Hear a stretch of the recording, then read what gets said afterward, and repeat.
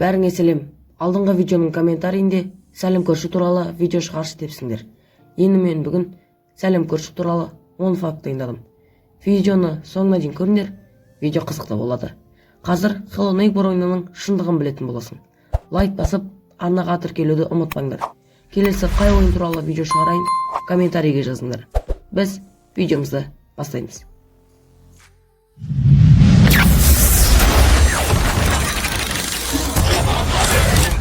Ойынды дайындаған Dynamic Pixels, ал шығарушысы Tiny Build компаниясы. Ойынның алғашқы альфа нұсқасы 2016 жылы шықты, ал ресми релизі 2017 жылы шықты. Көршінің аты Мистер Петерсон, ал біз ойнайтын кейіпкердің аты Ники Родс. Ойынның басты мақсаты көршінің үйіне жасырын кіріп, оның жертөлесінен құпиясын табу.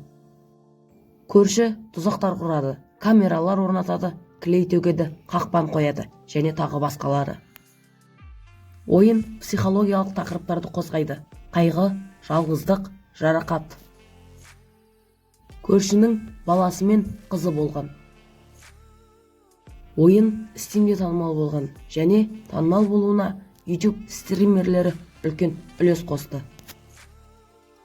Ойынды компьютерде Android, iOS құрылғылары арқылы ойнауға болады. Ойынның жанры стелс хоррор, яғни жасырыну мен үрей элементтері біріктірілген. Осымен біздің видеомыз аяқталды.